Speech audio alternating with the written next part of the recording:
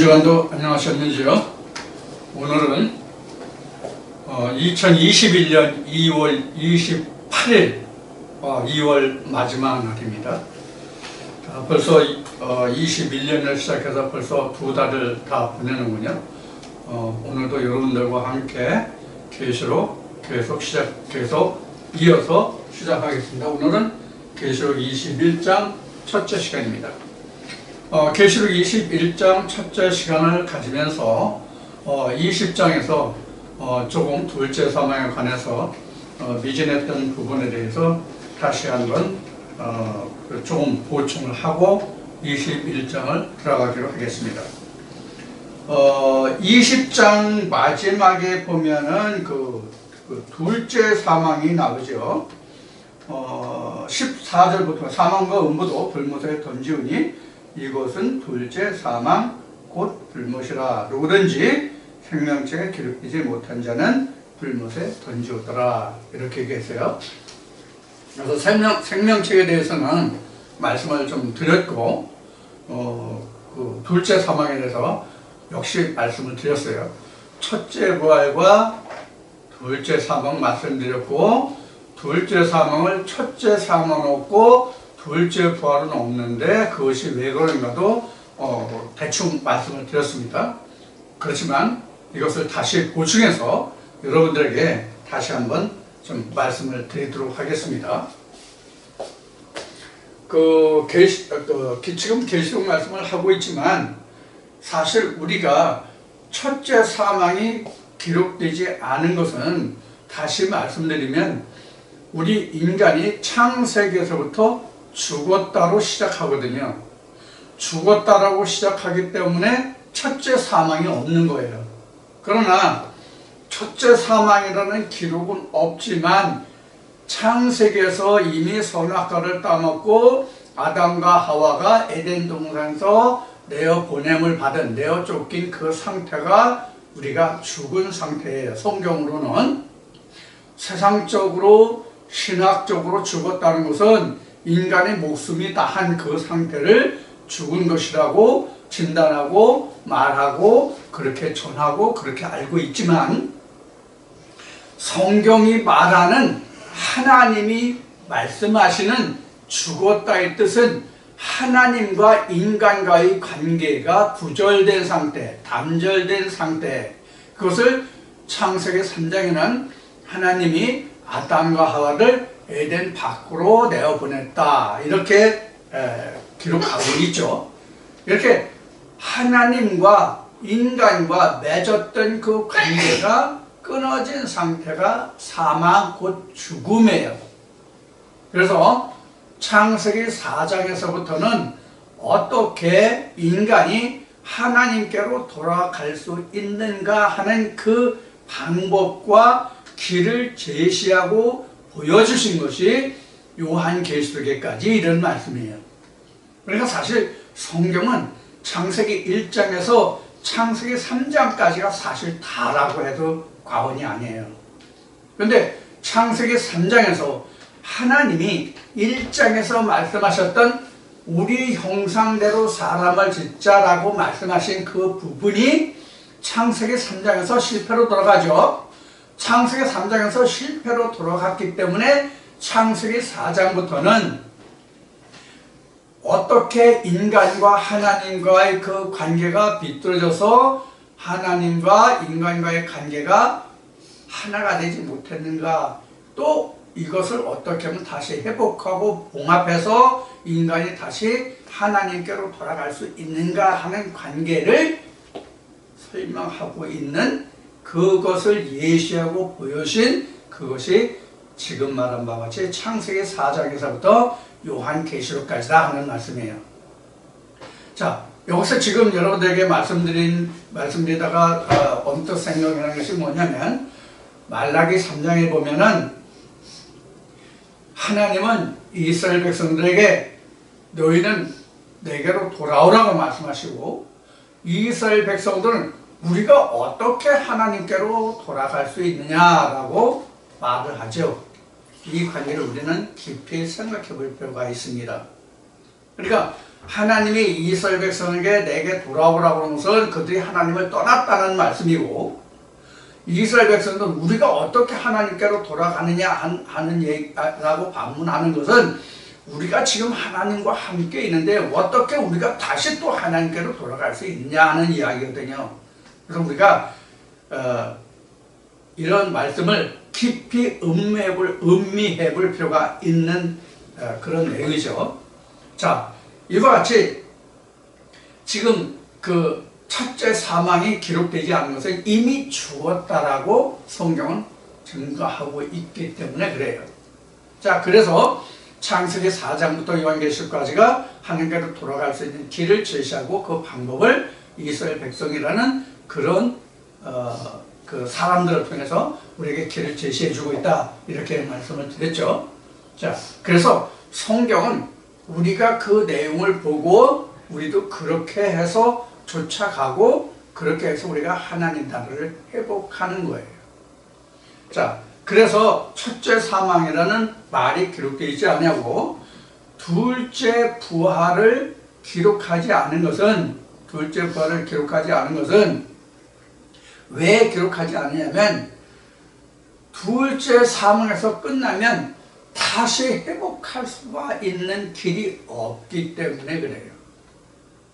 다시 회복할 수가 없어요. 자, 그래서 히브리서 말씀을 보면 하나님의 은사를 한번 맛보고 하나님을 배반하고 돌아서면 다시 돌이켜 회개하는 제사가 없다, 이렇게 성경은 설명하고 있죠.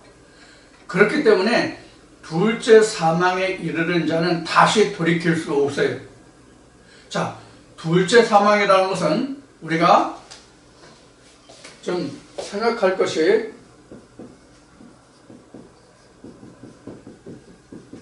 좀 있는데, 왜 둘째 사망을 우리가 다시 한번 생각할 필요가 있는가 하면, 둘째 사망이 우리가 보면은 첫째는 영적인 면이 있고요,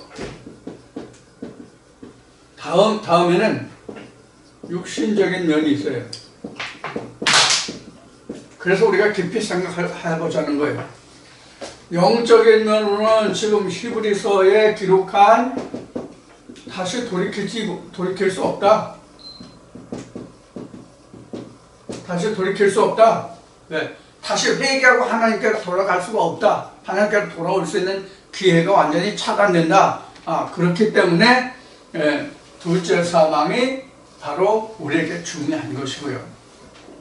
그 다음에는 우리가 육신적으로 보면 성경적인 용어로 설명할 수가,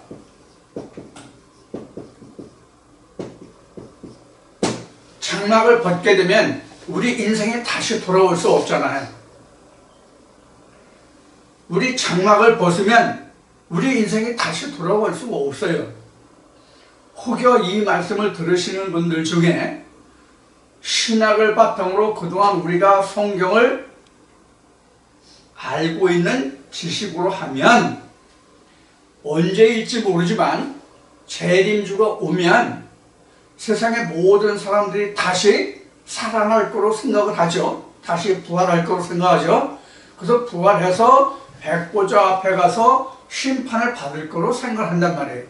그게 지금 20장 말미에서 우리가 배운 바다도 죽은 자들 내어주고 뭐 이런 말씀이 나왔죠. 바로 그런 데서 그렇게 주장하고 그렇게 알고 우리가 신학적으로 그렇게 배우고 그렇게 알고 있었던 부분이에요. 근데 그런 것이 아니라는 것을 이미 공부를 했죠. 우리는 공부를 했는데, 그래서 우리가 육신적인 면에서 봤을 때 장막을 벗은 우리 한 번 목숨이 끝나면 우리 목숨이 한 번 끝나면 다시 돌아올 수 없단 말이에요. 그래서 인생은 한 번 왔다가 한 번 간다고 성경은 증거하고 있어요. 흙으로 왔으니 흙으로 돌아간다고 창세기 3장 19절도 기록하고 있어요. 자, 그래서 우리가 죽은 인생이 다시 예수 그리스도에서 부활한다면 우리가 영원히 살 거로 생각하는 사람들이 많이 있어요. 신학을 바탕으로 해서 알고 있는 지식이 그러하죠. 만약에 그러하다면 성경에서 한 예를 들어서 우리가 생각해 보면, 자, 마리아와 마르다의 오랍이 누가 있었어요? 나사로가 있었죠. 나사로가 죽은 지 4일 만에 예수님이 오셔가지고 죽어서 썩어서 냄새가 나는 그 나사로를 무덤에 문을 막아놓은 그 돌을 치우고 나사로에 나오라는 큰 예수님이 그 음성을 듣고 나사로가 동인체로 나왔죠. 그래서 풀어줘서 다니게 하라. 동인체로 나왔기 때문에 예수님이 그 있는 사람들에게 동여 맨 것을 풀어서 다니게 하라. 그렇게 해서 죽은 나사로가 4일 만에 살아났죠. 자, 그러면 죽은 나사로는 부활체잖아요. 죽었다가 살았으니까. 누가 살렸어요? 예수가 살렸죠. 그렇죠? 그럼 예수가 살렸으니까, 그럼 부활했으니까 그 죽은 나사로가 오늘날 우리에게까지 있어야 되잖아요. 이시적으로 따지면. 자, 그보다 더한 역사적인 사실은 예수도 하나님이 다시 살리셨잖아요. 죽은 거지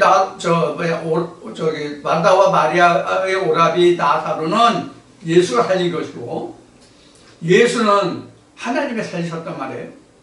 그러면 자, 죽은 나사로의 부활은 예수 그리스도에 했으니까 그렇다 치고, 예수는 하나님이 다시 살리셨는데, 그럼 예수가 오늘날까지 우리에게 있어야 되잖아요.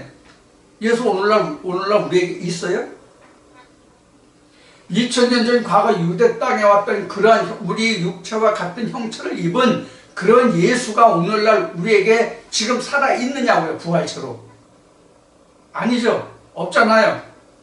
자, 여러분들 무엇을 그럼 여기서 우리가 생각할 수 있어요? 육신은 죽으면 다시 돌아올 수 없다는 얘기예요. 이게 누가복음 16장에서 부자와 거지 나사로의 예에서 예수님이 일러스트로 예화로 설명하고 있는 부분이에요.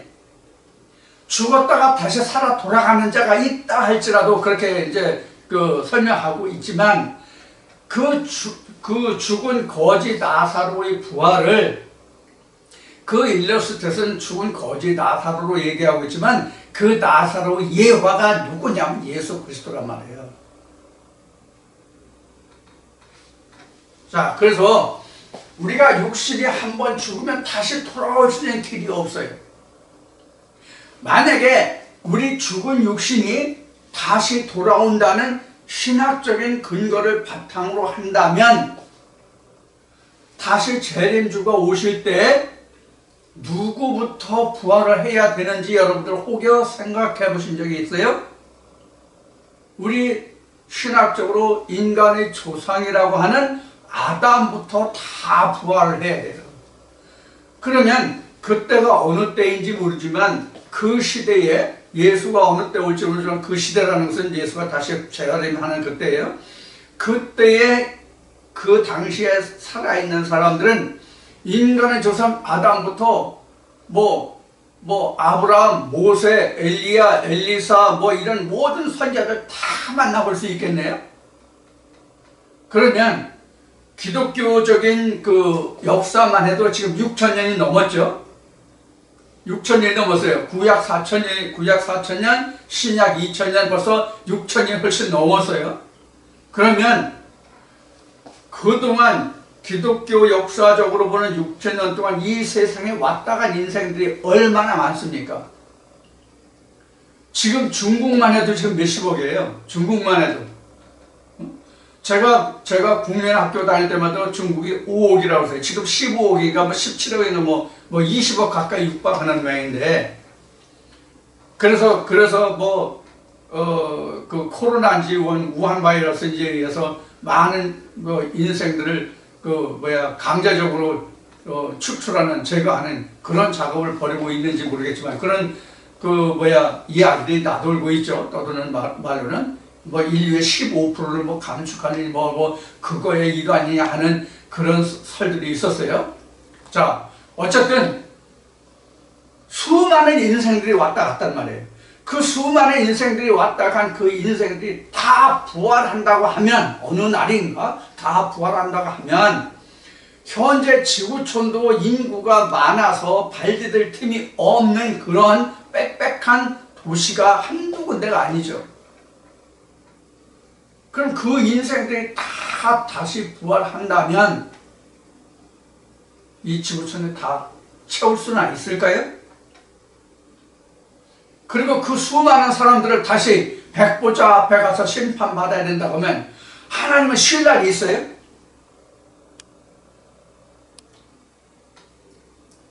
모세의 장인 이드로라는 사람이 있었죠. 그래서 이스라엘 백성들을 재판할 때 모세 혼자 하니까 이스라엘 백성들이 어떻게 했어요? 줄을 서서 하루 종일 그 뜨거운 날 기다려야 됐잖아요. 그래서 이드로가 뭐라 그러세요?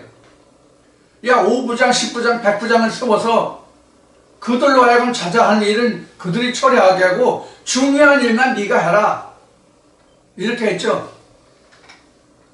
그럼 모세는 인간이기 때문에 그러하고 하나님은 신이니까 괜찮을까요?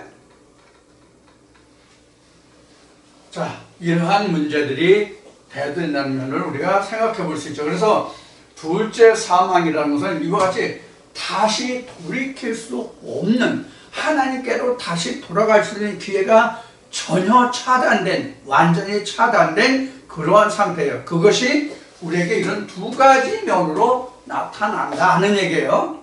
이것을 여러분들 꼭 명심해 주시기 바랍니다. 우리에게는 둘째 사망이 이렇게 닥쳐 있다. 그런 얘기예요. 자, 그래서 둘째 사망에 대해서 보충 설명을 드렸고요.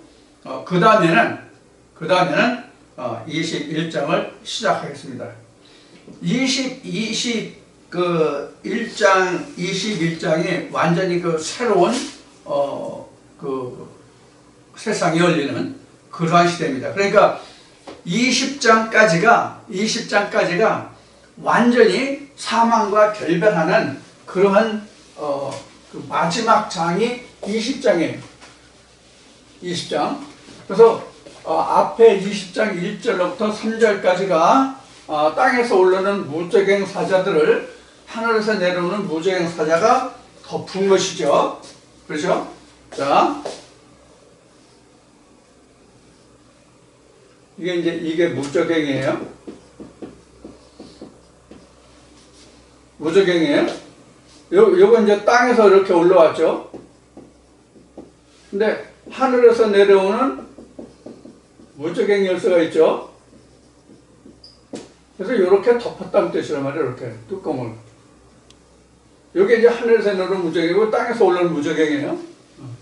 이렇게 된 거예요. 자, 여기까지가 바로 그동안 설명한 666 바벨론 음녀, 여황, 짐승, 붉은 용, 이거 다 여기에 해당되는, 그게 다 무저갱에 올라온 거예요. 자, 그래서 21장에 들어서는 또 내가, 21장에 가서 또 내가 새 하늘과 새 땅을 보니 처음 하늘과 처음 땅이 없어졌고 바다도 다시 있지 않더라. 이렇게 되어 있죠. 자, 그럼,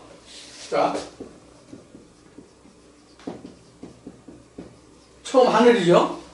자, 처음 하늘이 있고, 그 다음에, 처음 하늘과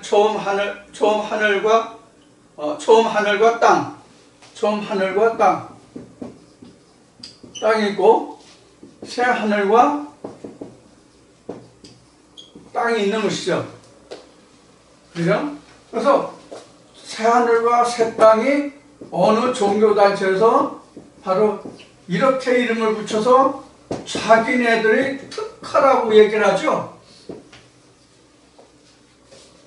어느 종교단체가 그렇게 주장하죠. 그래서 신천지라는 말을 자기네들 외에는 다른 사람이 쓰지 못하도록 했다는 그런 이야기를 하고 있죠.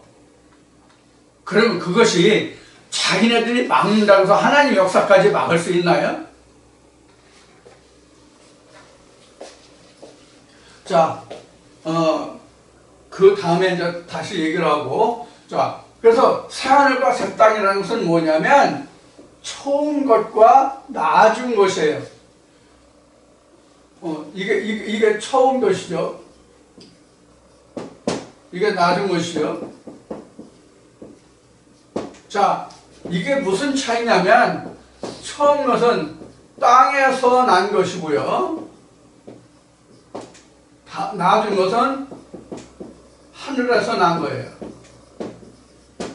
요 차이가 있어요. 그러니까 우리가 성경에서 바울이 주장으로 보면 유전에서 계명으로 오고 계명에서 하나님의 진리로 들어오죠. 바로 요 관계가 이러한 관계예요. 우리가 요 계명까지가 바로 다 옛 것이거든요. 계명까지가 다 옛 것이에요. 진리만 새 것이에요. 그러면 이게 바로 바다고, 여기가 바다고, 이건 완전히 성경적으로 얘기하면 유전이라고 하는 것은 교회는 교회지만 세상과 교회가 구분이 되지 않는 것. 말은 성경을 빌어서 말하지만 그 설명이 전부 다 세상의 사람 살아가는 그 예대로 설명하는 그것이 바로 유전이에요. 이게 바다예요. 하나님 나라 같지만 실상은 바다란 말이에요. 그래서 바다에서 올라오고 바다에서 죽은 자를 내어주고 뭐 이런 게 다 이런 뜻이란 말이에요.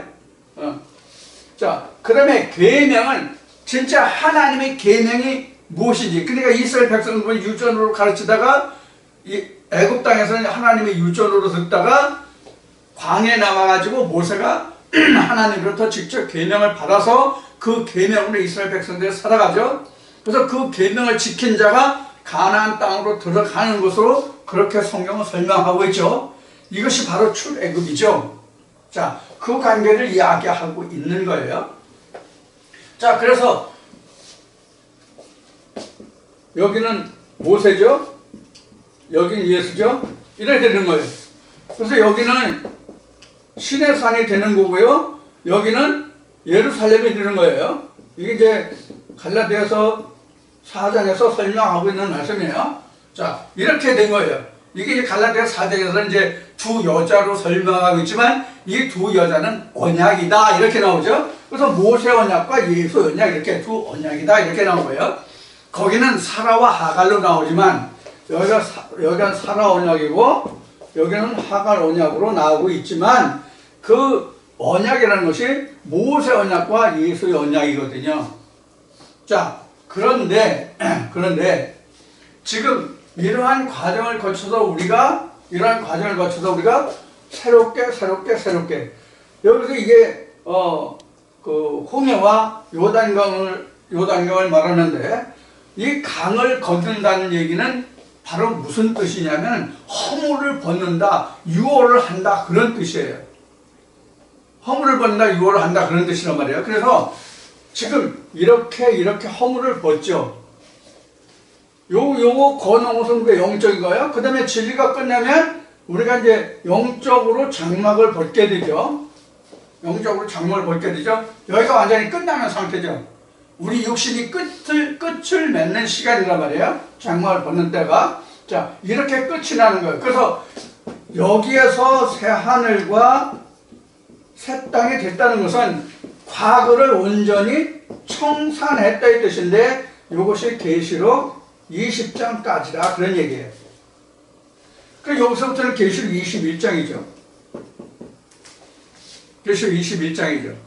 그래서 이 도표로 말하면 전반 3.5, 후반 3.5 했는데 이 후반 3.5가 여기가 새하늘과 새 땅이에요.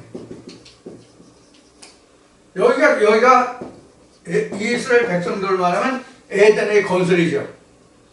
우리로 보면은 지성소를 세우는 시간이죠. 그럼 지성소의 주인이 누구예요? 하나님이죠. 하나님의 자리가 지어짐이 바로 성경의 끝 과정에, 맨 마지막 끝 과정에. 근데 이것을 어디에 짓는다? 우리의 그 소마에 이것을 짓는다 그런 얘기예요. 소마에. 우리 마음에 하나님의 성전을 짓는다예요. 이것이 예수님이 요한복음 2장에 가서 말씀하신 47년 동안 지은 이 성전을 헐어라. 내가 사흘 만에 일으키겠다 하는 성전이란 말이에요. 지금 이 성전 하나 짓는 것이 창세기 1장에서부터 하나님이 말씀하신 맨 처음 시작은 천지창조요 나의 형상대로요 2장 3장에서는 일곱째 날이다 이렇게 말씀하시는 거예요. 일곱째 날에 이르러서 하나님 일이 끝났다. 그래서 안식했다. 이렇게 되는 거예요. 여기가 일곱째 날이라면 물론 여기가 일곱째 날인데 이 전체 3.5, 3.5 일곱째 날인데 그 마지막 부분이 이거예요. 근데 이거를 사실은 1일로 봤단 말이에요. 이거를 1일로 3.5, 3.5를 1일로 봤단 말이에요. 어디에서? 창세기 3장에서 1일로 봤단 말이에요. 자, 그래서 새하늘과 새 땅은 바로 이런 것이다. 그러니까 옛날 거는 바벨론이요, 음료요, 요황이요, 666이요, 그 붉은 용이요, 큰 짐승이, 큰 용이 짐승에게 권세를 준 그러한 모든 것들, 한마디로 통틀어서 이야기하면 땅에서 올라오는 무적행의 모든 것을 멸한 그때, 그 순간이 지나면서부터 우리는 무엇으로 시작하냐면 새하늘과 새 땅으로 시작하는 거예요. 근데 우리가 여기서 새하늘과 새 땅이라고 하면은, 새하늘과 새 땅이라면 새로운 세계, 새로운 유토피아의 세계든 어떤 다른 세계가 우리에게 다시 오는 것으로 생각해. 그러니까 우리가 성경의 시작의 천지창조를 본다면 새하늘과 새 땅이 다시 지어지는 그때로 생각해. 그러니까 지금까지 살아오던 세상은 없어지고 새로운 지구촌이 아니면 우주계가 다시 형성되는 것으로 생각하고 있는 그러한 형국이란 말이에요. 신학적인 바탕으로 보면. 그러나 그것을 말하는 것이 아니고 성경은 새로운 한 인생이 하나님의 것으로 온전히 지어지는 그 상태를 우리는 새하늘과 새 땅이 되었다 이렇게 말하는 거예요. 자, 그래서 이제 그 21장 1절을 말씀을 드렸고요. 바다도 다시 있지 않더라. 2절에 또 내가 보매 거룩한 성 새 예루살렘이 하나님께로부터 하늘에서 내려오니 그 예비한 것이 신부가 남편을 위하여 단장한 것 같더라. 자, 여기 지금 2절 우리가 주목해 볼 필요가 있어요. 2절을 주목해 볼 필요가 있는데 왜 주목해 보냐면, 자, 그래서 내가 보니는 누구예요? 내가라는 자가 누구예요? 사도 요한이 봄에 거룩한 성 새 예루살렘. 자, 이 새 예루살렘이 뭐예요? 새 예루살렘이 뭐예요? 새 하늘이 새 예루살렘이에요. 새 하늘이 새 예루살렘이라고요. 그러면 예루살렘은 영적인 것이죠. 좀 전에 갈라디아서 4장을 얘기했는데 그 아브라함의 두 처를 이야기할 때에 하갈과 사라를 얘기했는데 이것은 두 언약인데 이거는 그 세상으로는 그 신의 산이요 하늘에 있는 예루살렘 뭐 이렇게 이제 설명이 나오죠. 갈라디아서 4장 보면 하늘의 예루살렘이야. 하늘의 예루살렘. 자, 그럼 하늘의 예루살렘이 내려온다고 그러니까 우리가 또 그동안 신학적으로 세상적으로 유전적으로 들어온 설명에 의하면 끝도 없고 한 그런 우주 공간, 이 하늘을, 이 창공을 우리는 하늘이라고 염두에 떠올릴지 몰라요. 근데 이제 저와 함께 나누는 이 말씀을 들으시는 모든 분들은 하늘 하면 무엇을 여러분들 먼저 생각하셔야 돼요? 하늘 하면 하나님 곧 말씀. 하나님 곧 말씀이 하늘이란 말이에요. 제 주장인가요? 제 주장인가요? 자, 그러면 창세기 한번 봅시다. 창세기 몇 장에 있나?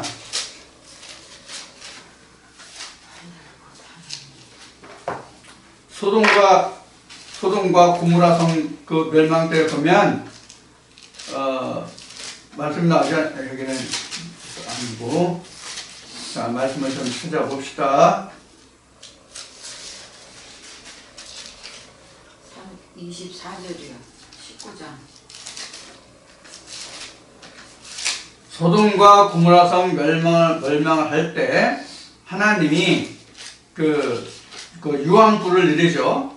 유황불을 내리는데 어떤 상태로 기록이 되어 있는지 한번 성경을 보자고요. 자, 창세기 19장 24절입니다. 롯이 소알에 들어갈 때에, 이 소알이라는 것은 아주 작다는 뜻입니다. 소알에 들어갈 때에, 소알 땅에 들어갈 때죠. 그러니까 들어갈 때에 해가 돋았더라. 24절, 여호와께서 하늘 곧 여호와에게로서, 이렇게 되어 있죠. 하늘은 곧 여호와다. 그러니까 하늘은 하나님이에요. 이게 요한복음 1장에서도 하나님은 말씀이시다라고 나오죠. 하나님은 말씀이시다. 그러니까 하나님께로부터, 하늘로부터 라는 뜻은 바로 말씀으로부터입니다. 말씀으로부터 라는 뜻이에요. 그래서 21장, 계시록 21장 2절에 기록한 거룩한 성 예루살렘이 하나님께로부터 하늘에서 내려왔다. 하나님께로부터 하늘에서 내려왔다. 어떻게 해요? 하나님께로부터 하늘에서 내려왔다. 그러니까 하나님의 하늘인 거예요. 그런 요한복음 1장을 통해서 창세기 그 19장 24절 말씀을 통해서 하늘, 하나님, 여호와, 하나님 모두가 다 똑같은 거예요. 그러니까 말씀이란 말이에요. 요한복음 1장에서 말씀이 곧 하나님이시라고 되어 있잖아요. 그러니까 성경으로부터 예루살렘이 왔단 말이에요. 이게 하늘에서부터 온 거란 말이에요. 근데 우리는 그동안 어떻게 생각해요? 신학이 가르쳐준 그런 물리적인 하늘을 생각했는데 그 하늘이 아니라 말씀이 곧 하늘에 대해서 그 말씀이 내게 왔다는 뜻이에요. 자, 말씀이 내게 왔다는 뜻이 우리가 요한복음으로 얘기하면 뭐예요? 말씀이 육신을 입었다. 말씀이 육신을 입었다. 자, 그러면 그동안 여러분들과 나눈 말씀 중에서 하나님의 성이 뭐죠? 하나님의 성별이 뭐냐고요? 남자예요, 여자예요? 하나님의 성별이 뭐예요? 남자죠? 그렇죠? 자, 우리가 그 생물학적으로 그 남성이라고 하는 게 뭐가 남성이에요? 씨가 있다죠? 씨가 있다. 씨를 가진 자가 남자죠? 뭐 이거 미국에서 이번에 선거 때문에 많이 시끄럽고 그 후에 말도 많았는데 이 그 딥스테이트인지 아니면 그림자 정부고 섀도우 가버먼트인지 그 사람들이 그 말에 또는 페미니즘들이 말에 의하면 남자 여자라고 구분하지 말자. 남자 여자 구분하지 말자. 이것은 인간 차별이다. 내가 생리적으로 남자라 할지라도 여자라 할지라도 여자라고 생각하면 남자라고 생각하면 그것이 곧 자기 성이다. 그렇게 주장해요. 아버지 어머니라고도 하지 말자. 그냥 부모라고 하자. 참 말이 안 되는 얘기죠. 뭐 이런 일까지 벌어지고 있는데, 자, 우리가 남자라고 하는 것은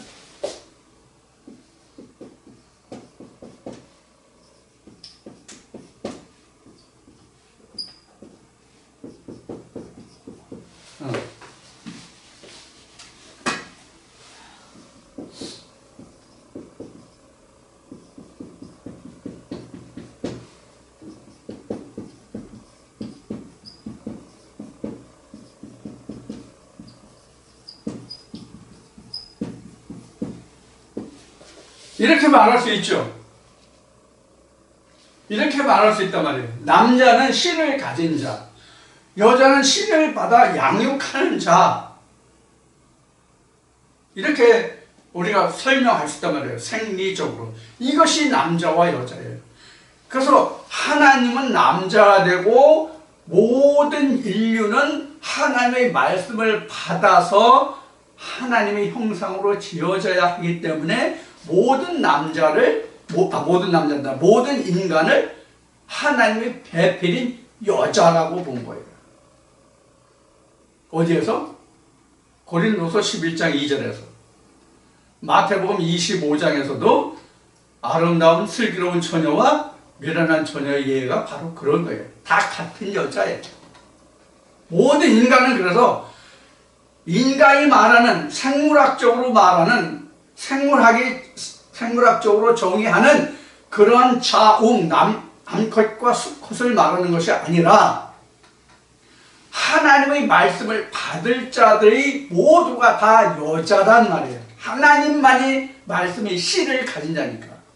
그래서 씨를 가진 자가 바로 누가복음 8장 11절에 보면 하나님의 말씀은 곧 씨다 이렇게 되어 있죠. 그래서 마태복음 13장에서 씨 뿌리는 자의 비유가 볼 때에 누가 씨를 뿌렸어요? 씨를 뿌리는 자는 인자라고 되어 있잖아요. 인자가 누구예요? 예수잖아요. 그래서 고구 11장 2절에 가면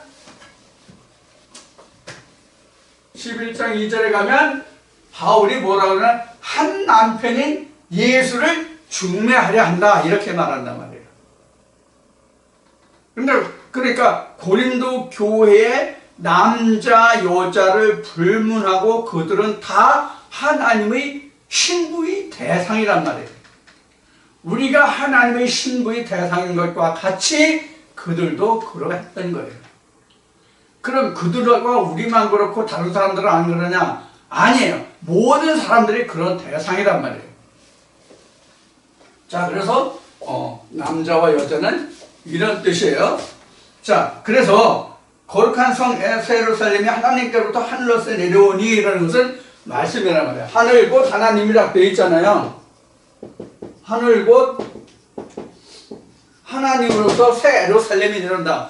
새 예루살렘이라고 하는 것은 아브라함을 통해서 사도 바울의 증거한 말씀을 보면 뭐예요?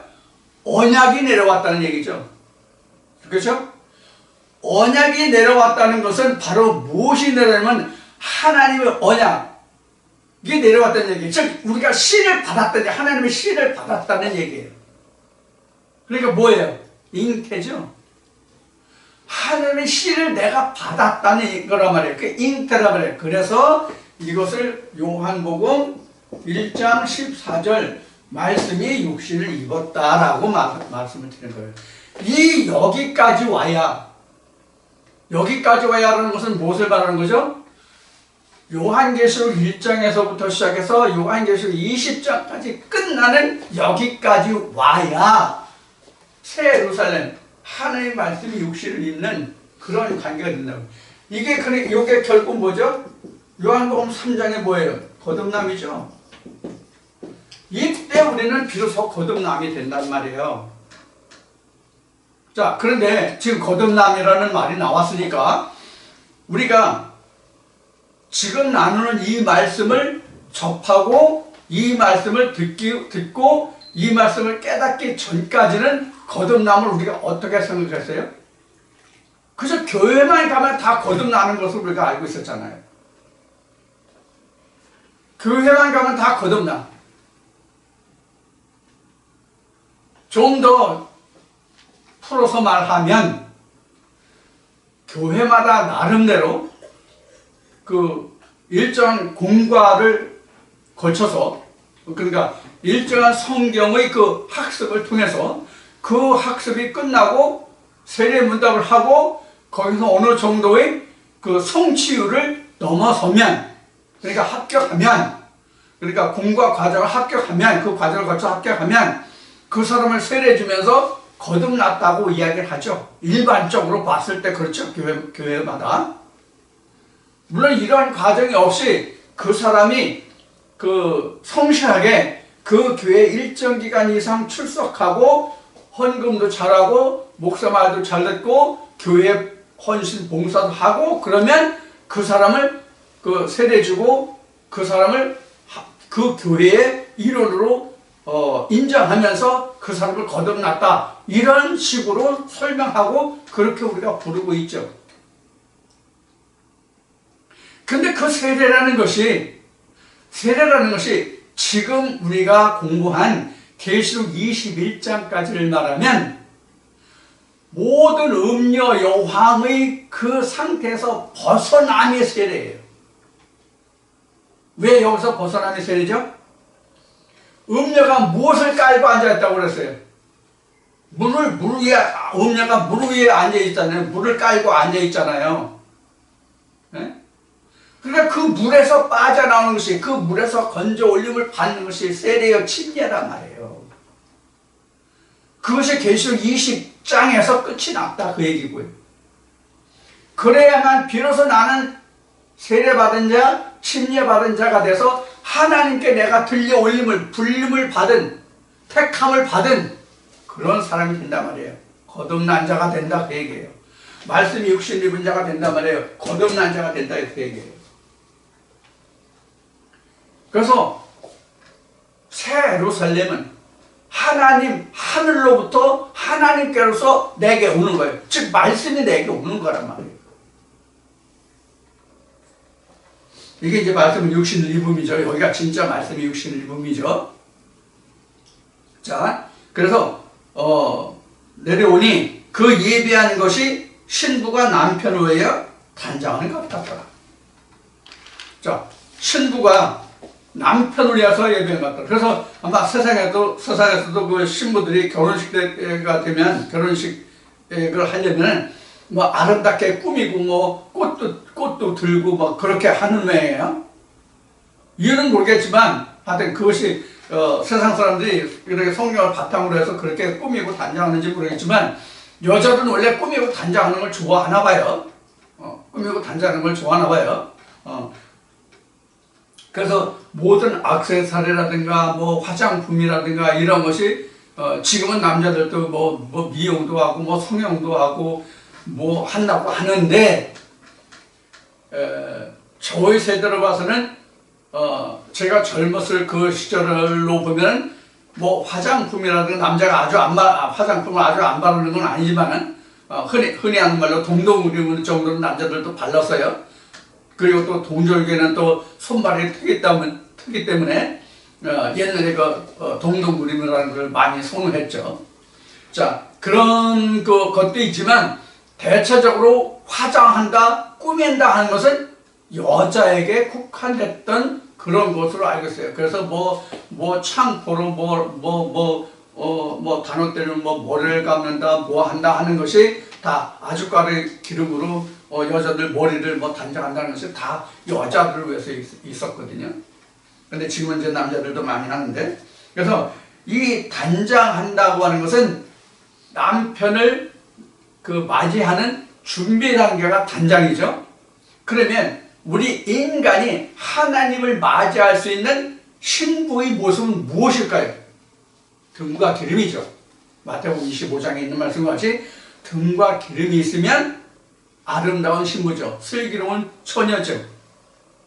자, 그래서 우리가 영적으로 보면 단장했다는 것을 보면 하나님의 말씀이 온전히 잘 꾸며진, 갖춰진 그런 사람이 하나님의 가장 아름다운 1등 신부가 되겠죠. 그래서 우리가 말씀을 자꾸 우리가 깨달으려고 알려고 하는 거예요. 자, 그러면 여기에 기록한 지금 보면 단장을 위한 신부와 같더라, 단장한 것 같더라. 내가 들으니 보좌에서 큰 음성이 나서 가로되 보라, 하나님의 장막이 사람들과 함께 있음에 하나님이 저희와 함께 거하시리니, 이렇게 되어 있어요. 자, 여기 이 말씀은 하나님의 장막이 사람들과 함께 거한다고 했어요. 하나님의 장막이 사람과 함께 거한다. 자, 이 부분을 우리가 이해하고 설명하려면 어떤 말씀을 우리가 떠올릴 수 있어요? 어떤 말씀 떠올릴 수 있어요? 하나님의 장막에 사람과 함께 거한다고 되어 있죠. 그죠? 하나님의 장막은 하늘에 있죠. 하늘에 있는 장막에 사람과 함께 거한단 말이에요. 그러니까 우리가 일반적으로 천국에 간다고 합니까? 천국이 임한다고 합니까? 천국에 간다고 말하죠. 천국에 올라간다 이렇게 말하죠. 그런데 여기는 어떻게 기록하고 있어요? 천국이 임하는 거예요. 땅으로 임하는 거예요. 우리가 신학적으로 그동안 배우고 알고 있는 사실은 천국에 올라간다로 되어 있죠. 올라간다라고 되어 있죠. 근데 이 말씀에 보면 천국이 올라가는 게 아니라 천국이 내려오죠. 새하늘 살림이 하늘에서 내려오잖아요. 그래서 하나님의 장막에 사람과 함께하고 하잖아요. 자, 이 설명이 어디 있느냐는 거예요. 어디에 어떤 설명으로 나와 있느냐는 거예요. 요한복음 그동안 제가 이제 작년이지만 지난 2020년에 브로그에 요한복음을 이제 연설을 했는데 요한복음 14장에서 17장까지가 예수님이 고별 설교라고 그랬어요. 고별 강화 또는 고별 설교라고 말하는데 요한복음 14장에 보면 내 아버지 집엔 쉴 곳이 많다. 만약에 아버지 집에 가서 쉴 곳이 없으면 내가 너희가 있을 곳을 예비한 후에 내가 다시 너에게로 오겠다라는 말씀을 하시죠. 예수님이. 그러면 예수님이 다시 오신다는 그 뜻을 지금 계시록 21장 3절에서 설명한 거로 말하면 어떻게 되는 거예요? 우리가 가는 게 아니라 예수가 오는 거잖아요. 그럼 아버지 집이 어디예요? 아버지 집이 어디가 아버지 집이냐고요? 우리 마음이 아버지 집이 되는 거란 말이에요. 우리 마음이. 신랑이 우리에게 오죠. 신부가 신랑 집에 결국은 가게 되지만 일단은 신랑이 신부 집에 먼저 오죠. 아닌가요? 장가 간다, 십 간다라고 말할 때 우리 둘 다 합쳐서 결혼이라고 말하지만 장가 든다, 십 간다 그러면 장가 든다는 남자가 먼저 신부 집에 가서 신부를 데리고 신랑 집에 오는 거잖아요. 그렇지 않아요? 자, 그래서 이것을 성경적으로 말하면 예수가 하나님이 우리에게 와서 나를 아버지 보좌에 데리고 가는 것이 우리는 완전한 결혼이란 말이에요. 그 먼저는 하나님이 신랑이 내게 먼저 와야 되잖아요. 내가 신부니까. 이 말을 뜻이 우리는 하나님의 신부잖아요. 그럼 신랑이 먼저 와야지. 그렇죠? 신랑이 먼저 와서 나를 아버지 있는 곳으로 데려가야죠. 그렇죠? 근데 내가 아직 완전한 신부로 이루어지지 않았잖아요. 그 신랑이 와서 나를 아름다운 신부로 만드는 거예요, 이제. 그것이 결혼 기약이 찼음에 이렇게 성경에 설명하고 있는 거예요. 그럼 결혼 기약이 찼다는 뜻은 바로 뭐냐면 모든 세상적인 것이 다 죄졌다. 계시로 말하면 지금도 말했고 그동안 수없이 말했지만 음녀, 여왕, 바벨론, 짐승 이런 육령의표 모든 것이 다 완전히 죄졌을 때가 바로 결혼 기약이 찼다는 뜻이에요. 그러면 하나님이 내게 오신다는 뜻이에요. 신랑이 내게 온다는 뜻이에요. 그러면 그 모든 과거를 옛 것이 다 지워지는 그 시간까지는 밤이요. 이제 신랑이 왔으니까 이제 낮이란 말이에요. 아침 여기서부터 낮이란 말이에요. 지금 이제 그 뒤에 이제 설명이 나와요. 이제 지금 낮이라는 얘기가 지금 설명이 나와요. 그러니까 모든 이라기보다 이렇게 설명하는 게 더 쉽겠네요. 계시록 20장까지는 밤의 세상이었어요. 밤이 주관하는 세대. 즉 세상이 주관하는 시대였어요.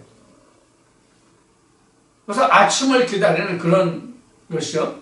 그래서 새벽별에 예수 그리스도가 왔다는 뜻이 바로 무슨 뜻이냐면 새하늘과 새 땅이 되었다. 하나님의 하늘의 장막에 사람과 함께하고 한다. 그 뜻이에요. 이미 이제 결혼식이 된 거예요. 자, 그래서 그 다음 보면은 하나님의 장막에 사람들과 함께 있음에 하나님이 저희와 함께 거하시리니. 하나님이 누구와 저가 누구예요? 신부와 함께 거하시리니 저희는 하나님의 백성이 되고 하나님은 친히 저희와 함께 계셔서. 그러니까 하나님의 백성이 언제 돼요? 하나님의 백성이 되는 때가 언제예요? 하나님의 하늘의 장막에 사람과 함께 거하는 그때부터 그 사람이 비로소 하나님의 백성이 되는 거예요. 교회에 다닌다고 해서, 교회에 갔다고 해서 하나님의 백성이 되는 것이 아니라. 무슨 뜻인지 이해가 되셨어요? 그러니까 하나님의 백성이 된다는 것은 엄청난 노력과 애쓰고 힘씀이 있어야 되는 거예요. 존재 조건이. 우리가 교회 나가는 것이 쉬워요? 어려워요? 교회 나가는 것이 어렵냐고요? 교회 나가는 것이 쉬워요? 어려워요? 교회 나가는 건 쉬워요. 근데 교회 나가는 건 쉬운데 교회에 나가서 내가 하나님을 참 하나님, 예수님이 말씀하신 같이 유일하신 참 하나님과 그의 보내신 자를 알기까지가 힘들단 말이에요. 왜? 왜 힘들어요? 다 땅의 것으로 되어 있기 때문에. 하늘의 것이 다 땅의 것으로 변화되어 있기 때문에 하늘이 땅으로 변화된 상태에서 다시 그것을 변해서 하늘의 상태로 바꿀 수 있는 그 상태가 매우 힘들다는 얘기예요. 그것을 우리는 잉태의 고통이다라고 앞에서 말씀을 드렸죠. 그래서 여자가 정죄를 이렇게 디모데전서 말씀을 이용해서 말씀드렸죠. 그래서 여자가 정죄를 이렇게 해 사람으로 구원을 얻는다라는 말씀을 드렸어요. 그래서 정죄를 지켜서 해 사람으로 구원을 얻는다는 그 말씀이 바로 계시록 20장까지가 바로 해산이에요. 재해산, 그 다음에 잉태. 그래서 창세기 3장에서 여자가 타락한 후에 잉태의 고통을 더했다 이렇게 된 거예요. 근데 인생들은 그 잉태의 고통이 있는 게 아니라 해산의 고통이 있죠. 그렇죠? 잉태는 쉬워요. 근데 영적으로는 잉태가 어려워요. 왜? 먼저 악을 해산하게 되기 때문에. 자, 이것을 여러분들이 꼭 염두에 두시고요. 그 다음에 이제 4절 말씀을 보겠습니다. 모든 눈물을 그 눈에서 씻기심에 다시 사망이었고 애통하는 것이나 애곡하는 것이나 아픈 것이나 다시 있지 아니하리니 처음 것들이 다 지나갔습니다. 처음 것이 다 지나갔습니다. 그래서 우리가 그 사망과 애통과 곡하는 것 이런 것이 다 없어진다는 뜻은 우리가 교회에 다니면 하나님을 믿으면 그렇게 말하면 내가 믿는다고만 하면 세상의 모든 고통이 다 사라진다는 뜻이 아니라 하늘나라를 하나님 나라를 내가 어떻게 삼하고 그 나라를 이룰까 하는 그런 애통과 고통과 곡이 없어진다는 뜻이에요. 이해가 되셨어요? 세상적으로 모든 눈물, 수심, 근심, 걱정이 없어진다는 뜻이 아니라 내가 어떻게 하면 하나님의 자녀가 되는지 하나님 나라를 내가 어떻게 하면 이룰 수 있는지 하는 그런 애통과 고통과 곡에서 내가 자유함을 얻는다, 해방함을 얻는다는 뜻이에요. 우리가 하나님을 믿으면 세상 근심 걱정 없어져요? 삶의 고통, 인생의 고통이 없어져요? 전혀 안 그래요. 전혀 안 그렇다고요. 우리 믿음의 선진들을 보자고요. 믿음의 선진들을 보면 하나님을 바르게 믿으려고 하는 선지자들이 얼마나 많은 고통을 받았는지, 하나님을 예수 그리스도를 옳게 믿고 갔던 사도들이 얼마나 많은 고통을 받았던지 여러분들 다 아시는 사실이잖아요. 성경에 기록된 그것이. 지금 여기 요한계시록에 사도 요한이 기록한 거잖아요. 사도 요한이 편안한 인생의 삶을 살다 갔습니까? 세상의 모든 눈물, 근심, 수심 다 씻김을 받고 즐겁고 기쁘고 평화로운 마음으로 세상을 살다 갔습니까? 엄청난 어려움을 겪은 사람이에요. 지금 이 요한계시록에 기록된 것도 이게 반모섬이라는 곳에 유배되었을 때의 고통 중에, 고난 중에, 힘든 중에 이 말씀을 받은 거잖아요. 이 계시를 본 거잖아요. 그렇죠? 그러면 하나님을 믿으면 우리가 일반적으로 신학적으로 주장하는 것 같이 복받아서 잘 먹고 잘 살고 평안히 살다가 세상 그 어떤 사람들보다도 더 부유하게 자유롭게 평화롭게 살다가 하나님 나라로 가는 것으로 말하고 있지만 실상은 전혀 그 반대죠.